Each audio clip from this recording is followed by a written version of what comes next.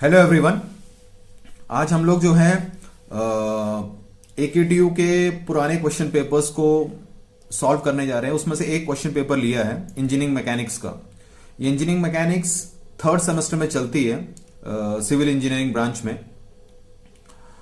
तो जो पेपर लिया गया है वो 2019-2020 उस सेशन में जो सेमेस्टर थर्ड में जो इंजीनियरिंग मैकेनिक्स का पेपर आया होगा उसको लिया गया, उसको सॉल्व करने का प्रयास यहां पर हम कर रहे हैं। और सब्जेक्ट कोड आपका है KOE 031। तो उसमें जो भी मैकेनिक्स का पेपर है टोटल 100 मार्क्स का है। उसमें 3 सेक्शन है, सेक्शन ए, सेक्शन बी और section C. Section A short answer type questions हैं, उसमें 10 क्वेश्चन होते हैं और हर क्वेश्चन 2 मार्क्स का होगा, तो यानी टोटल 20 मार्क्स है। तो चूंकि पेपर बहुत 3 घंटे का होता है, बहुत लेंथी होता है, तो एक साथ पूरा वीडियो बनाना, सारे क्वेश्चंस को सॉल्व करना आसान नहीं होगा। तो उसको हम लोग टुकड़ों में करेंगे, पार्ट्स में करेंगे। तो आज हम लोग पार्ट फर्स्ट कर रहे हैं, सेक्शन ए को सॉल्व करने का प्रयास करेंगे। ठीक है, तो सेक्शन ए का क्वेश्चन 10 क्वेश्चन है। सेक्शन ए क्वेश्चन नंबर 1 के नाम से जाना जा रहा है, उसका पहला पार्ट, ए पार्ट। क्वेश्चन कुछ इस तरीके से है, The resultant of two forces F1 and F2 is at right angle to F1. Determine the angle between the forces. यानी कि दो फोर्सेस F1 और F2 की बात कही गई है और उनके रिजल्टेंट की बात कही गई है। तो आपको दिमाग में तुरंत ये समझ में आना है कि जब भी दो फोर्सेस की बात कही गई हो और उनके रिजल्टेंट की बात हो, यानी कि पैरेललोग्राम लॉ लगेगा। अभी हमने पूरा क्वेश्चन भी नहीं पढ़ा, लेकिन दिमाग में आ गया कि हाँ पैरेललोग्राम लॉ लगेगा, क्योंकि पैरेललोग्राम दो फोर्सेस के रिजल्टेंट को पता करते हैं। वैसे तो ट्रायंगल लॉ भी होता है, लेकिन पैरेललोग्राम लॉ थोड़ा कन्वीनियंट पड़ सकता है। अब क्वेश्चन को फिर से रीड करते हैं। क्वेश्चन है, the resultant of two forces F1 and F2 is at right angle to F1। जो इन दोनों फोर्सेस का रिजल्टेंट होगा वो F1 के साथ राइट एंगल है, यानी कि F1 के साथ 90 डिग्री एंगल बना रहा है। तो फिर हमें पता करना है determine the angle between the forces, यानी कि जो फोर्सेस F1 और F2 है इनके बीच का कितना एंगल होगा वो पता करना है। तो सबसे पहले थोड़ा पैरेललोग्राम लॉ रिवाइज कर लेते हैं। तो पैरेललोग्राम लॉ में कुछ इस तरीके से होता था, मान के चलिए एक फोर्स F1 है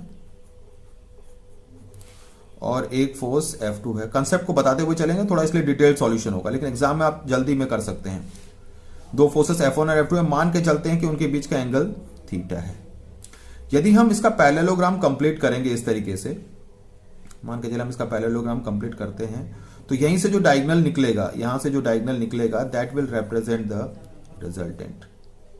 ओके, ये रिजल्टेंट को रिप्रेजेंट करेगा। और रिजल्टेंट जो F1 के साथ एंगल बनाता है वो अल्फा बनाता है, जिसे ध्यान देना है। तो उसके हिसाब से हमारे पास दो फॉर्मूले थे tan अल्फा का, यानी कि resultant is making an angle of alpha with F1। तो जब रिजल्टेंट F1 है तो इस tan अल्फा का फॉर्मूला होता था, the tan alpha was equal to F2 sin theta divided by F1 plus F2 cos theta. ये फॉर्मूला होता था tan अल्फा का। ओके, तो यानी कि यहां पर हमें ये फॉर्मूला अप्लाई करना है। अब इस क्वेश्चन में ये सिचुएशन कुछ इस तरीके से दे रखी है कि हम ये समझ सकते हैं कि एक्चुअली में डायग्राम कैसा होगा। देखिए ये ऐसा होगा, मान लेते हैं ये F1 है, F2 डेफिनेटली इस डायरेक्शन में होगा, F2 डेफिनेटली इस डायरेक्शन में होगा, तभी इनका जो रिजल्टेंट आएगा, ये देखिए हम पहले में कंप्लीट, तो रिजल्टेंट ऐसे परपेंडिकुलर आएगा। This is the resultant which is making angle of 90 degree, यानी कि ये जो है this angle is alpha and this angle alpha is equal to 90 degree. मतलब सिचुएशन आप समझ सकते हैं कुछ इस तरीके से डेफिनेटली होगी। तो अगर हम इस फॉर्मूले को लगाते हैं tan alpha is equal to F2 sin theta, तो हम ये लिख सकते हैं यहां पर अल्फा, क्योंकि रिजल्टेंट F1 के साथ 90 डिग्री बना रहा है अकॉर्डिंग टू द क्वेश्चन, यानी कि एंगल 90 है। तो हम यहां पर कह सकते हैं कि tan 90 degree is equal to F2 sin theta divided by F1 plus F2 cos theta. ये सिचुएशन हमारे पास है। अब हम जानते हैं tan 90 इनफाइनाइट होता है, यानी कि tan 90 इज इनफाइनाइट। ये जो डायग्राम हमने यहां पर बनाया है वो एक्चुअली में मतलब जो रिजल्टेंट F1 के साथ 90 कैसे बनाएगा ये हमने रिप्रेजेंट करने के लिए यहां पर दिखाया गया है। तो F1 इधर होगा, F2 इधर की तरफ होगा, मींस जो इनके बीच का जो एंगल होगा वो ऑब्ट्यूस एंगल होगा, काफी बड़ा एंगल होगा। तब जब F1 इधर होगा, F2 इधर होगा, तब पैरेललोग्राम कंप्लीट करेंगे, तभी तो रिजल्टेंट परपेंडिकुलर आएगा, रिजल्टेंट जो है वो परपेंडिकुलर आएगा F1 के साथ। अन्यथा ये तो एक जनरल सिचुएशन है, तो जनरल थ्योरी है, लेकिन उसको यहां पर हमने इस तरीके से समझा दिया। हालांकि अगर आप इस डायग्राम को नहीं बनाएंगे, डायरेक्ट फॉर्मूला लगाएंगे, तब भी आंसर हो जाएगा, लेकिन आपको चीजें वो बात भी समझ में आनी चाहिए। ओके, चलिए अब ये फॉर्मूला लगा है tan 90 अब हम जानते हैं कि tan 90 क्या होता है, tan 90 इज इनफाइनाइट। तो इनफाइनाइट हो जाएगा, तो हम इसको दोबारा देख लेते हैं। तो हमारे पास फॉर्मूला कुछ इस तरीके से है, tan 90 degree is equal to F2 sine theta divided by F1 plus F2 cos theta. Okay, अब हमें पता है कि tan 90 जो है वो इनफाइनाइट है, तो infinite will be equals to F2 sine theta divided by F1 plus F2 cos theta. अब ये दोनों आपस में इक्वल में है, तो यानी कि लेफ्ट हैंड साइड में तो इनफाइनाइट है, तो इसका मतलब राइट हैंड साइड भी इनफाइनाइट होना चाहिए। लेफ्ट हैंड साइड इनफाइनाइट, तो राइट हैंड साइड भी, तो राइट हैंड साइड इनफाइनाइट तभी होगा जब नीचे वाला टर्म जीरो होगा, क्योंकि हमें पता है कोई भी number upon zero it is always equal to infinite. तो ऊपर तो एक नंबर है, तो इनफाइनाइट होने के लिए नीचे वाला यदि जीरो होगा तो ऊपर कुछ भी हो डिवाइडेड बाय जीरो हमेशा इनफाइनाइट होगा। यानी कि यहां से ये निष्कर्ष निकलेगा कि F1 plus F2 cos theta is equal to zero. तो इसका मतलब यहां से हम ये कह सकते हैं कि भैया F2 cos theta is equal to minus of F1, यानी कि कॉस थीटा की वैल्यू हो जाएगी minus of F1 by F2। Okay, तो यानी कि हमारे पास रिजल्ट क्या आ जाएगा, रिजल्ट हमें एंगल निकालना है थीटा, तो theta will be equal to cos inverse minus F1 upon F2। Okay, तो this will be our answer. तो ये था हमारा क्वेश्चन नंबर फर्स्ट का ए पार्ट। ओके, चलिए अब आगे हमें देखना होगा फर्स्ट का सेकंड पार्ट। सेकंड पार्ट कुछ क्वेश्चन इस तरीके से है, state and explain the principle of transmissibility of forces. चलिए इसको देखते हैं। क्वेश्चन कुछ इस तरीके से है, फर्स्ट का B part, state and explain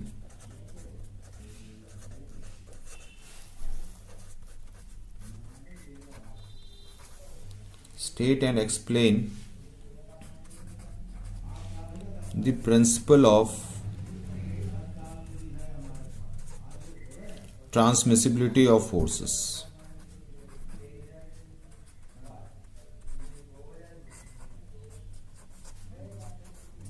transmissibility of forces, ठीक है, ये क्वेश्चन हमारे पास है।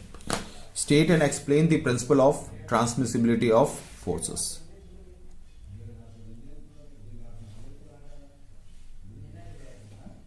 This is the question. चलिए अब इसको सॉल्व करते हैं। सबसे पहले हमें इसको स्टेटमेंट भी देना है और एक्सप्लेन भी करना है। तो स्टेटमेंट कुछ इसका इस तरीके से होता है, a force can be transmitted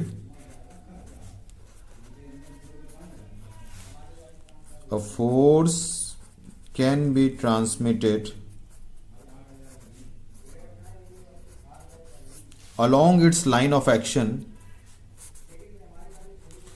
A force can be transmitted along its line of action on a rigid body. A force can be transmitted along its line of action on a rigid body, and on doing this, और ऐसा करने पर, and on doing this, the system remains unchanged. The system remains unchanged. अब इसका statement थोड़ा अजीब है। A force can be transmitted along its line of action, यानी किसी भी फोर्स को उसकी लाइन ऑफ एक्शन में आगे ट्रांसमिट कर सकते हैं, और ये चीज अप्लीकेबल होती है, ध्यान रखिएगा, रिजिड बॉडी के लिए अप्लीकेबल होती है। A force can be, किसी भी फोर्स को उसकी लाइन ऑफ एक्शन में आगे ट्रांसमिट कर सकते हैं, बेझिझक ट्रांसमिट कर सकते हैं, और ऐसा करने पर सिस्टम में कोई फर्क नहीं आएगा, यानी कि ऐसा किया जा सकता है।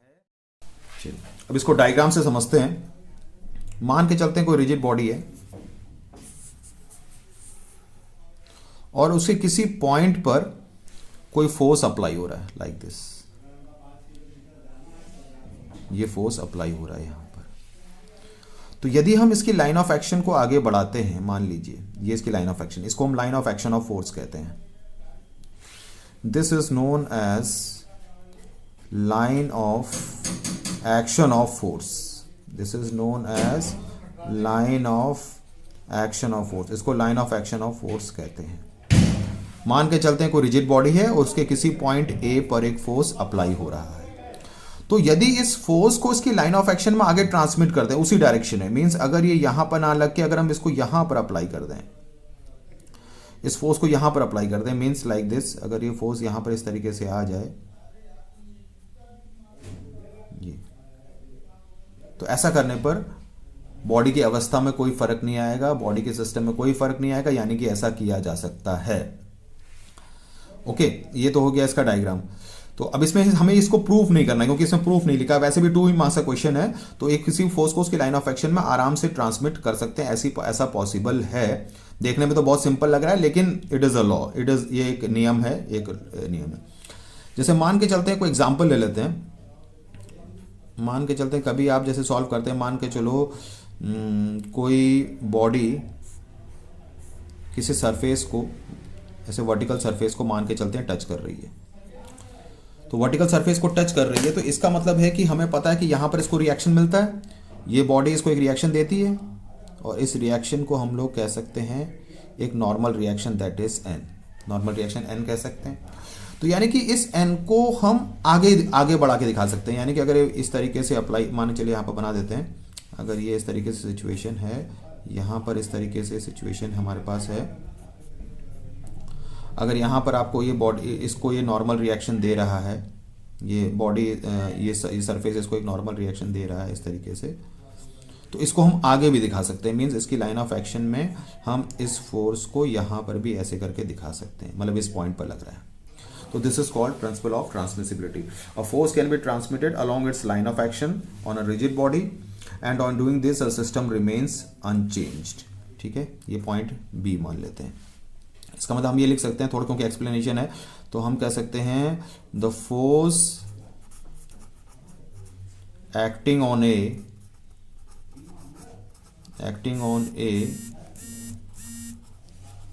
can be transmitted at the point B. Okay, can be transmitted at the point B. बस इतना काफी है आपके। तो ये हो गया फर्स्ट का बी पार्ट। अब देखें, आगे देखते हैं। नेक्स्ट क्वेश्चन इज, नेक्स्ट एक न्यूमेरिकल फॉर्म में क्वेश्चन है, फर्स्ट का सी पार्ट। ओके, चलिए इसको आगे देखते हैं।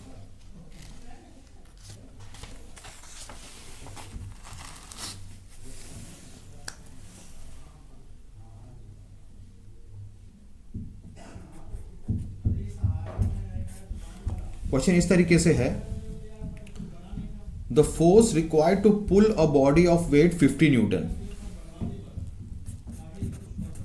The force required to pull a body, force required to pull a body of weight 50 Newton, to pull a body of weight 50 Newton, okay, on a rough horizontal surface is 15 Newton. On a rough horizontal surface is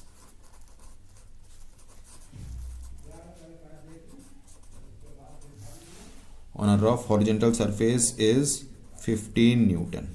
Okay, calculate the coefficient of friction, यानी कि मैं short में लिख दे रहा हूं, calculate coefficient of friction का मतलब है हमें म्यू पता करना है।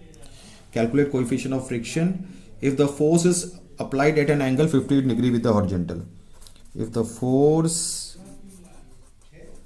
is applied at an angle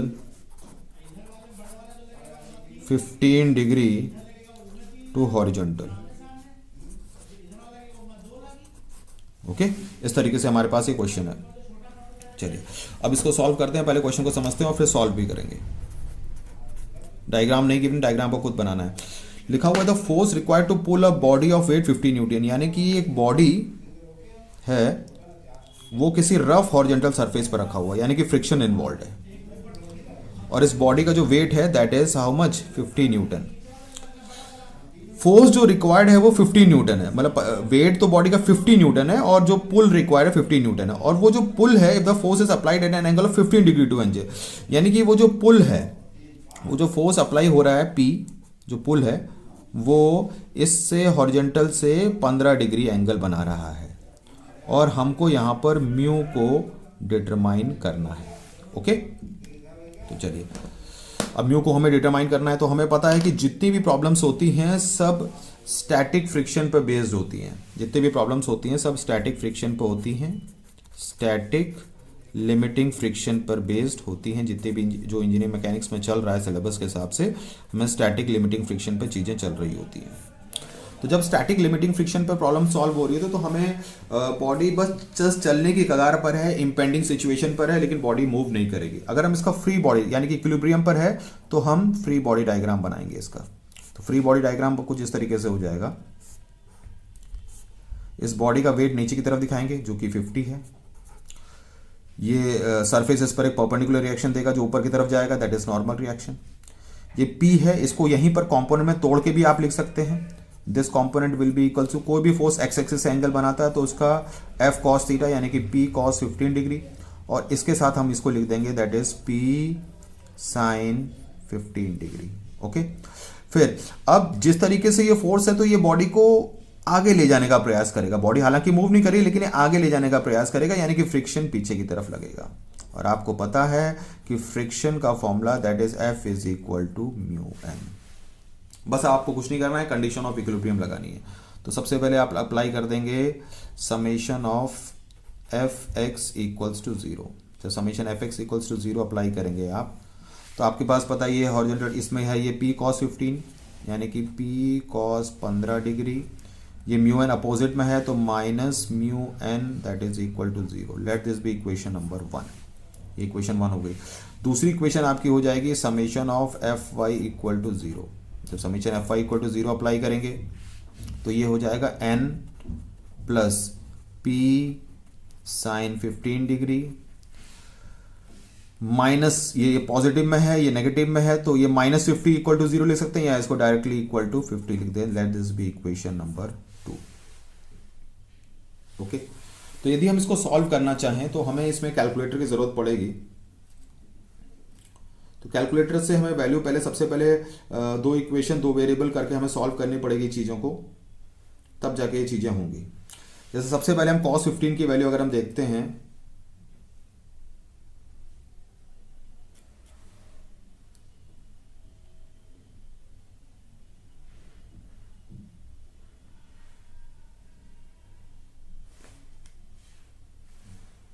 तो cos 15 की वैल्यू आएगी 0.96। इसका मतलब है हमारी पहली इक्वेशन जो कन्वर्ट हो जाएगी वो हो जाएगी 0.96 p minus is equal to mu N. ये वाली वैल्यू से हमने ये वाली वैल्यू कैलकुलेट कर ली। ठीक है, इसी तरीके से यहां से अगर हम देखेंगे तो यहां से हम यदि हम साइन 15 देखना चाहते हैं तो साइन 15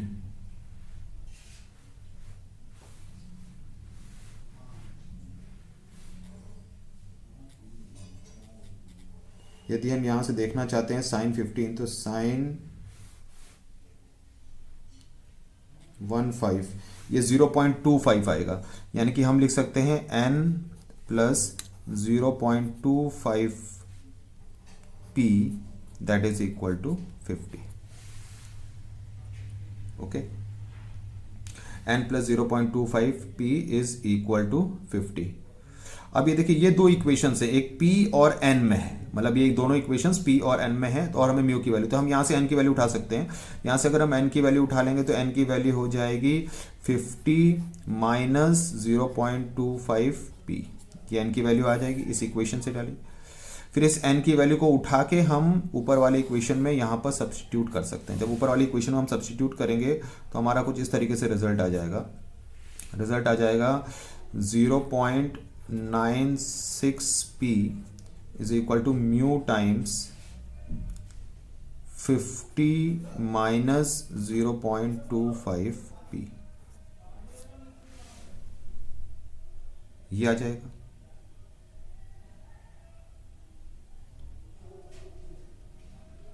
ओके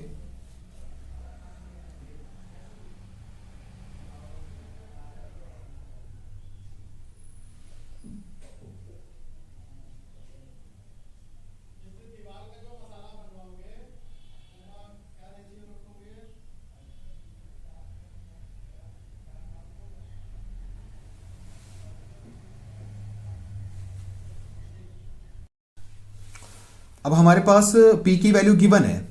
यहाँ पर p की वैल्यू देखिए, जो हॉरिजॉन्टल सरफेस है, यानी कि यहाँ पर p की वैल्यू जो गिवन है that is equal to 15 newton. इस p की वैल्यू को यहाँ पर हम सब्स्टिट्यूट कर देंगे। देखिए यहाँ पर p है, यहाँ पर भी p है, और म्यू की वैल्यू आराम से कैलकुलेट की, यानी कि p की वैल्यू 15 पुट कर देते हैं। तो ये आप कैलकुलेटर से भी सॉल्व कर सकते हैं। मैं आंसर यहाँ पर लिख देता हूँ, the value of p will be equal to, sorry p की वैल्यू तो गिवन है, यानी कि the value of mu will be equal to 0.31। ये आंसर आ जाएगा, म्यू की वैल्यू 0.31। ठीक है, म्यू की कोई यूनिट नहीं होती है, ये आपको ध्यान रखना है। तो ये हो गया फर्स्ट का सी पार्ट। चलिए अगला क्वेश्चन देखते हैं। अगला क्वेश्चन क्या है हमारे पास, ये हमें देखना है। अगला क्वेश्चन ये कह रहा है कि what do you mean by, what do you understand by point of contraflexure. Okay, थोड़ा टाइम लगता है इन क्वेश्चंस को एक्सप्लेन करने में, क्योंकि सिर्फ सॉल्यूशन नहीं देना है, मैंने आपको अच्छे से एक एक चीज़ों को एक्सप्लेन करना है, इसीलिए मैं धीरे धीरे कर रहा हूँ। एग्जाम में आप जल्दी जल्दी कर लीजिएगा। तो फर्स्ट का डी पार्ट है, what do you understand by point of contraflexure. मैं पूरा क्वेश्चन नहीं लिख रहा हूँ, क्वेश्चन है पॉइंट ऑफ कॉन्ट्राफ्लेक्सर। तो पॉइंट ऑफ कॉन्ट्राफ्लेक्सर हम लोगों को एक्सप्लेन करना है। तो पॉइंट ऑफ कॉन्ट्राफ्लेक्सर, एक चीज आपको दिमाग में रखनी है कि पॉइंट ऑफ जो कॉन्ट्राफ्लेक्सर होता है वो बीम्स में होता है, यानी कि point of contraflexure it is that point, it is that point at which the bending moment diagram, जिसको हम लोग BMD भी कहते हैं, bending moment diagram, ब्रैकेट में आप लिख सकते हैं BMD is zero, उसकी वैल्यू क्या होती है, 0 होती है। या फिर हम ये भी कह सकते हैं, और BMD changes its sign, BMD अपना जो साइन है वो चेंज करेगा, मीन्स पॉजिटिव टू नेगेटिव और नेगेटिव टू पॉजिटिव। ओके, कुछ इस तरीके से। मान के चलो आपने किसी बीम का बेंडिंग मोमेंट डायग्राम बना रखा है रैंडमली। मान चलो ये बीम है, कुछ पॉइंट्स हैं, मान के चलो ये पॉइंट ए है, जैसे आप बनाते हैं बी, ये पॉइंट है सी, मान लेते हैं ये पॉइंट डी है। वो बेंडिंग मोमेंट डायग्राम इस तरीके से जा रहा है, और यहाँ पर देखिए, और वापस यहाँ पर ये 0 मिलेगा।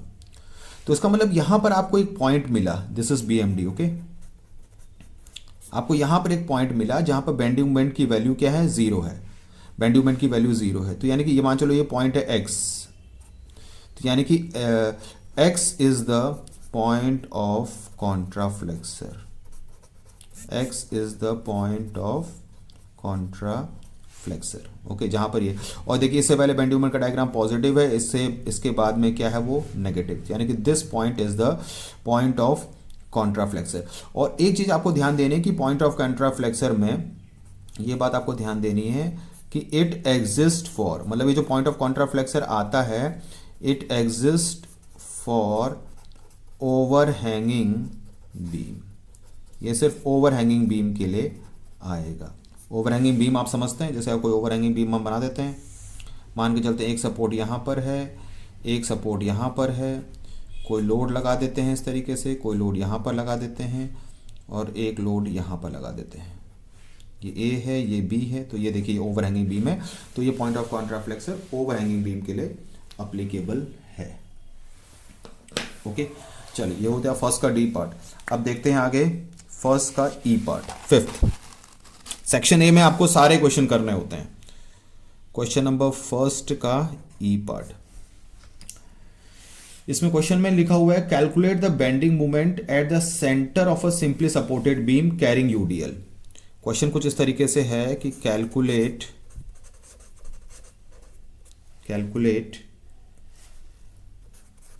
The bending moment, calculate the bending moment at center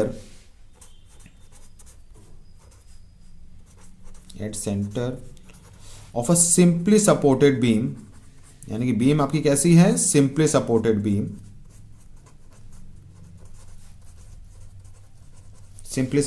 beam, carrying uniformly distributed load, यानी कि carrying UDL मैंने शॉर्ट में लिख दिया है। चलिए अब इसको सॉल्व करते हैं। वैसे तो इसका डायरेक्ट फॉर्मूला होता है, लेकिन ठीक है, कोई बीम बना लेते हैं, सिंपली सपोर्टेड बीम। देखिए दो किनारे पर सपोर्ट्स दिखा देते हैं, हालांकि एक रोलर होगा एक हिंज होगा, लेकिन आप एरो से दिखा सकते हैं, और उसके ऊपर एक यूडीएल इस तरीके से लगा हुआ है। ओके, यूडीएल की इंटेंसिटी को आप स्मॉल डब्ल्यू ले सकते हैं, जैसे आपको पता ही है small W Newton per metre. मान के चलते हैं इसकी लेंथ जो है वो L है। ओके, तो इसका मतलब है कि अब इस केस में इसका इस पूरे यूडीएल का जो चूंकि ये पूरी बीम सिमेट्रिकल है, तो इसका जो टोटल लोड होगा, मतलब ये जो ऊपर से जो टोटल लोड लग रहा होगा दैट इज F, वो लग रहा होगा क्योंकि W न्यूटन पर मीटर है, L लेंथ पर है, तो टोटल लोड लग रहा होगा F is equal to W into L। चूंकि ये बीम पूरी तरीके से सिमेट्रिकल है, तो यानी कि दोनों रिएक्शंस जो होंगे ए और बी पर, वो दोनों रिएक्शंस जो होंगे वो एग्जैक्टली सेम होंगे। और ऊपर से लोड कितना लग रहा है टोटल, WL, यानी कि अगर वो दोनों सेम होंगे तो आधे आधे बढ़ जाएंगे, यानी कि this will be equals to WL/2। पूरा डिटेल में नहीं समझा रहे हैं क्योंकि ये दो नंबर का क्वेश्चन है, इसलिए फटाफट हो जाएगा WL/2। ओके, तो हमें बीच में मान के चले बीच का कोई पॉइंट ले लेते हैं, मान चलिए पॉइंट बीच का पॉइंट है, इस पॉइंट को हम मान के चलते हैं C पॉइंट कंसीडर कर लेते हैं। Let this point be C, इस पॉइंट को हम C मान लेते हैं। अब इस पॉइंट पर हमें बेंडिंग मोमेंट कैलकुलेट करना है, तो जिस पॉइंट पर बेंडिंग मोमेंट कैलकुलेट करना है उसके लेफ्ट में जितने फोर्सेस हैं वो कितना मूवमेंट बनाएंगे, या फिर उसके राइट में जितने फोर्सेस हैं वो कितना मूवमेंट बनाएंगे, वही होता है उस पॉइंट पर बेंडिंग मोमेंट। तो यानी कि C, जब भी किसी पॉइंट पर बेंडिंग मोमेंट का तो एक तरफा काम करना है। तो यदि हम C पर बेंडिंग मोमेंट बनाना चाहते हैं तो हम सिर्फ C तक का डायग्राम बना सकते हैं। मान चलो हमने C बनाया, क्योंकि हमें पता है C के लेफ्ट में जितनी है, राइट को नहीं बनाएंगे चलेगा। तो C के लेफ्ट में हमने देखा यूडीएल है, और C के लेफ्ट में एक रिएक्शन है दैट इज AY, और उसकी वैल्यू है WL/2। ओके, अब इस यूडीएल की जो इंटेंसिटी तो वही है small W newton per metre, लेकिन ये मिडिल पर है तो डेफिनेटली ये लेंथ होगी L/2। ओके, तो ये W न्यूटन मीटर अब कितने पर ऐड कर रहा है, L/2। तो इसका लोड यदि हम रिप्रेजेंट करना चाहें तो आपको पता है यूडीएल का लोड बिल्कुल बीचों बीच में अप्लाई किया जाएगा, तो यानी कि इसका जो टोटल लोड होगा that will be equals to small W into L/2। और चूंकि बीचों बीच में है तो ये डिस्टेंस हो जाएगी L/4, और ये डिस्टेंस भी हमारी हो जाएगी दैट इज L/4। ओके, ये पॉइंट हमारा C है, दिस पॉइंट इज C। अब इस पॉइंट पर हम बेंडिंग मोमेंट निकाल सकते हैं, bending moment at the point that is C। तो इस पॉइंट पर बेंडिंग मोमेंट निकालना है तो इसी के अबाउट मूवमेंट लेना है, इसी के अबाउट मूवमेंट लेना है। तो इसके अबाउट मूवमेंट कौन है, सबसे पहला इसके लेफ्ट में पहला फोर्स है WL/2, तो WL/2 क्लॉकवाइज घूम जाएगा, क्लॉकवाइज को पॉजिटिव ले रहे हैं तो ये हो जाएगा WL/2, और अगर हम C से इसकी WL/2 की डिस्टेंस नापेंगे तो वो भी L/2 है, तो यानी कि this will be equals to L/2। ये है फोर्स और ये है इसकी परपेंडिकुलर डिस्टेंस, फोर्स इनटू, फिर इसके लेफ्ट में नेक्स्ट कौन सा है, वो जो यूडीएल का WL/2 पड़ रहा है, ये वाला लोड इसके अबाउट एंटी क्लॉकवाइज घूम जाएगा, यानी कि ये हो जाएगा माइनस WL/2, लेकिन इसकी डिस्टेंस जब C से नापेंगे तो वो L/4 आ जाएगा। इन सबको आप सिंपल कर लेंगे तो रिजल्ट आ जाएगा WL²/8, यही रिजल्ट होता है। आप डायरेक्ट लिखते तो आपको एक ही मार्क्स मिलते, चूंकि यहां पर कहा गया है कैलकुलेट, इसीलिए पूरा आपको समझा दिया गया इस तरीके से। ओके, चलिए ये फर्स्ट का ई पार्ट हो गया। अब नेक्स्ट देखते हैं फर्स्ट का एफ पार्ट। फर्स्ट का एफ पार्ट कुछ इस तरीके से है।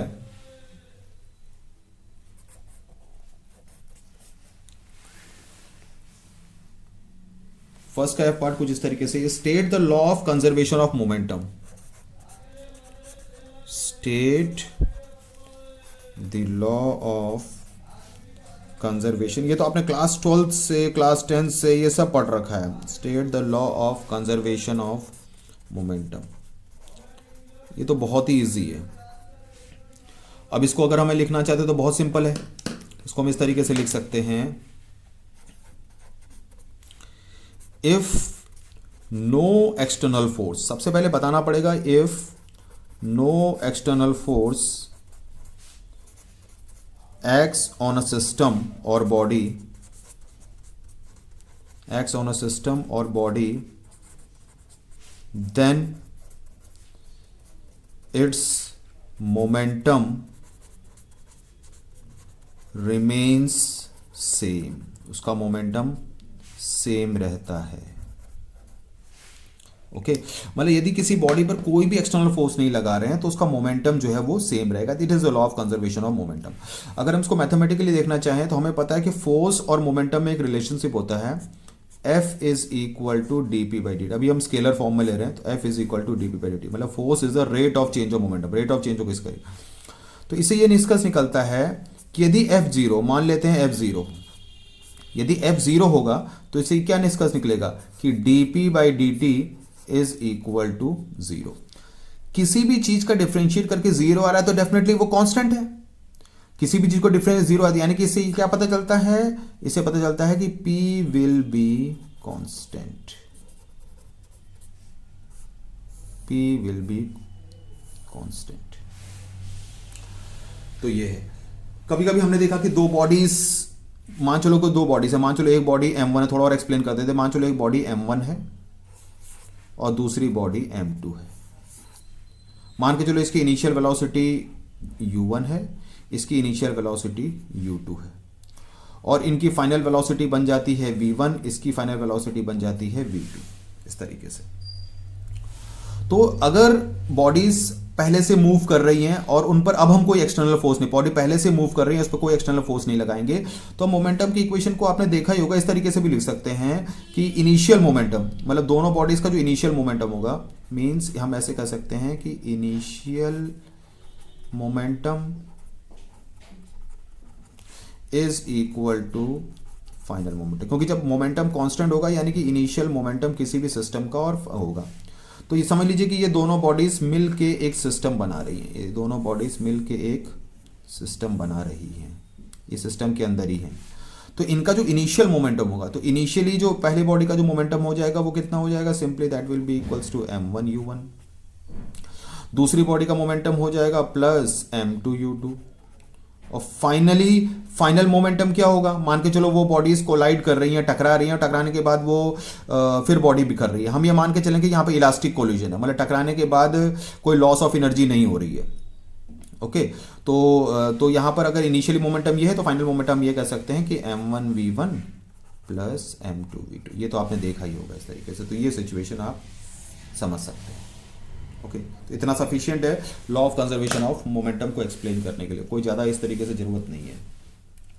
चलिए, ये तो हो गया हमारा एफ पार्ट। अब नेक्स्ट देखते हैं, नेक्स्ट जो हमारा है वो है स्टेट डी-एलम्बर्ट्स प्रिंसिपल। तो फर्स्ट का जी पार्ट देखते हैं, state D'Alembert's principal.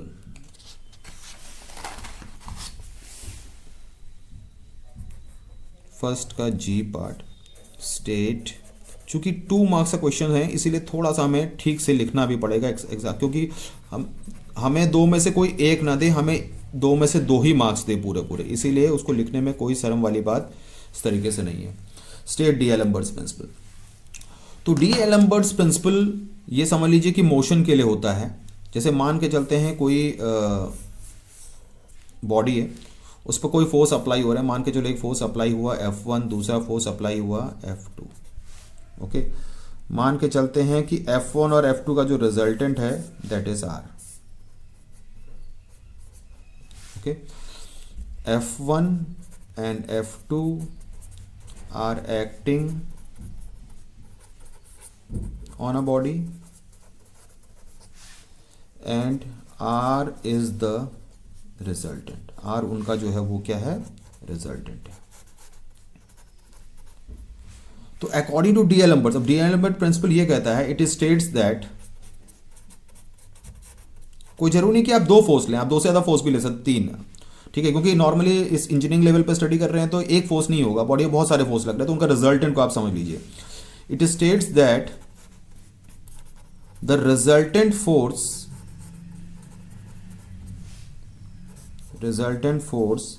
acting on a body, resultant force acting on a body is in dynamic equilibrium,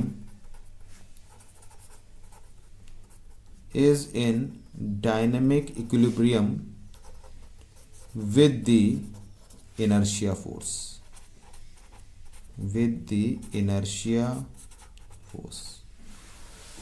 बड़ी अजीब सी बात है कि ये क्या लिख दिया, कुछ भी नहीं चीज़ें समझ में आ रही हैं. तो एक्चुअली क्या होता है कि डी-एलेम्बर्ट्स प्रिंसिपल में बॉडी मोशन कर रही होती है, यानी कि बॉडी इज इन मोशन. ये बात समझ लीजिए कि body is in motion, body motion में हो रही होती है.